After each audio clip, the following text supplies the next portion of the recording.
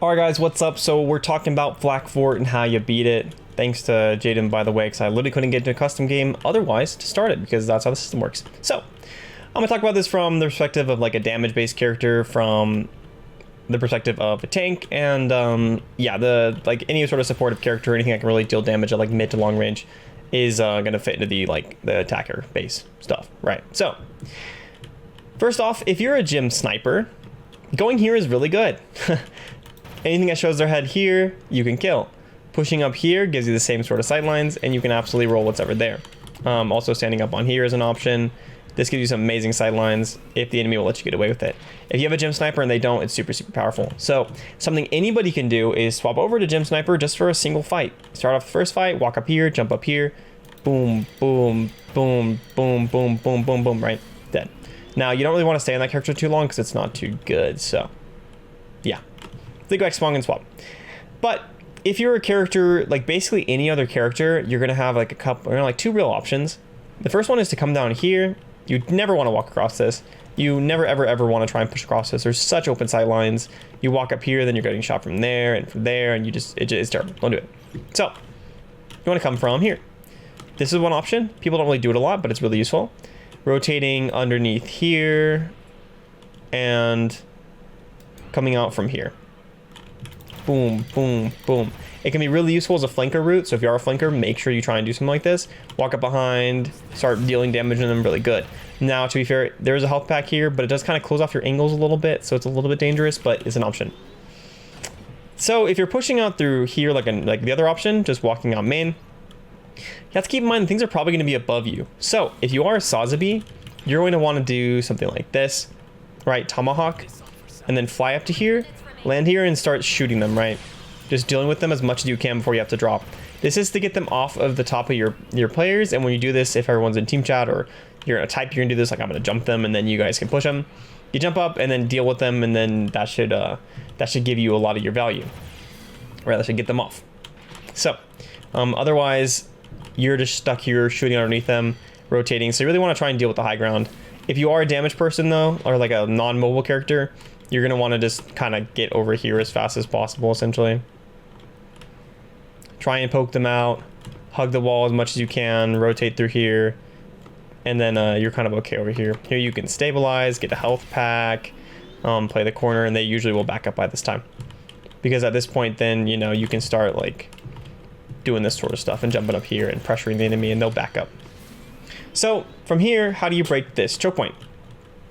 If you're a character that can deal damage at mid to long range, always rotate up here. This is really, really, really good. It gives you full sight lines of this high ground, and basically allows you to frag anyone that's up there. You know, with your napalm, if you're like an Ashimar, you play over here and you just frag. This gives you really, really good sight lines. If you're like a Sazabi, you don't really want to be coming from here because you don't do that much from it. But yeah, so something should be pressuring up here. That's an option. And then, if you're like a tankier character, coming from underneath, you know, like you're like a Sazabi, you're like a gem or whatever, coming from under here can be pretty decent. Walk up and push here, but honestly the best way to do it is just walk in main.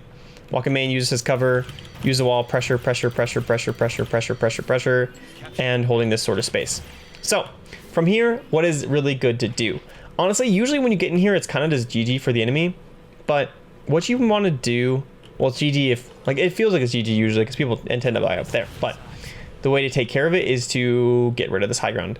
If you have this high ground control, you have control of like their choke points, because they can't walk up there, they can't walk through there.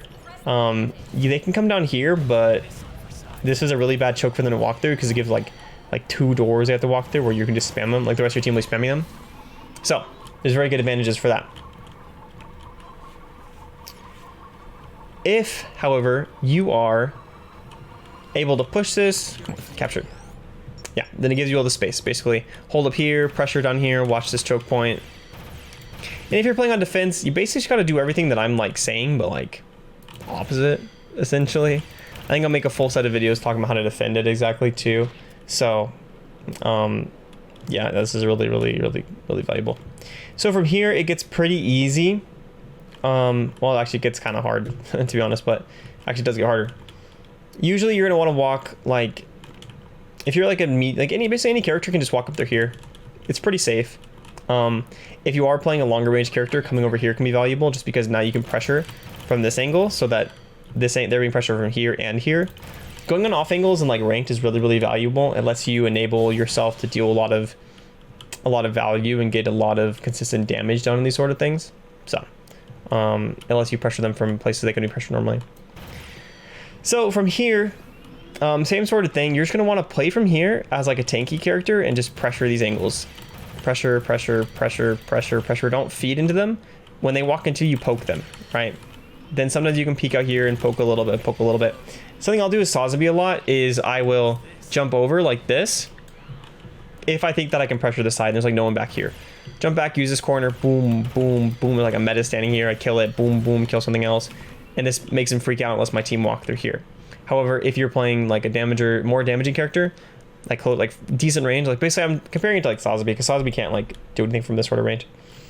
But you walk up here and you get this nice little angle, and then you can pressure enemies. This is going to give them really awkward places because if they're standing on this corner, they can't back up to there. So they have to be like standing back here to kind of be safe, which is really weird for them. And usually they'll just be on this general area. You can also rotate through the side over here. It makes you really exposed if they find you because there's this giant like gap of space. But as a flanker, you can walk up behind, and usually like a support will be standing right here and you frag them and then you run away. So if you can do this, you always want to take the high ground though. Push through here, get this health pack, and the core of your team is usually going to stand up right here. So you basically want to like position like an Ashimar or something, your RX-78, whatever, up here, and then you're going to want like a, I don't know, like your Dom Trooper or something, like one of your play people to like try and touch the point. Something that's tankier is usually better. But if you're like a Sazabi, something that's really good to do is push up onto this side and stuff it. Basically, if you can have control of this area, and someone pressuring the point, it's GG for them. So that's really the goal with that. It does get a little bit difficult because people can flank from underneath and come from behind, and that makes it a little bit funky. And this is it feels a little bit dangerous because you do feel kind of exposed being up here. You kind of are. But yeah. And honestly, in my videos, I'm using Ashimar mainly because it's just super powerful in these situations. Because look at all these sightlines you now get. You can use it to break a lot of choke points that you can't normally. Because I'm talking about like angles, right? Like rotating around, taking an angle here and playing over here so you can see them from there. But if you're playing on Ashimar like this, now you have like a full angle of pressure on them all the time basically, and it's really, really powerful. It's part of the reason why this character is quite strong. So but that's how you play it generally. Once you get here, you just pressure someone, put someone there, start contesting the point, and whatever you do, you don't feed. And right when they walk through the chokes, you scout them, you toss cooldowns onto them, ult them, whatever. Just don't go too far away from where you need it to be. If you're looking for some more Gundam Evolution videos, then make sure to check out my mobile suit guides. I made one for all original to 14 mobile suits, and I did a Should You Main guide series also, covering the same mobile suits and talking about whether you should actually main them in Gundam Evolution or not.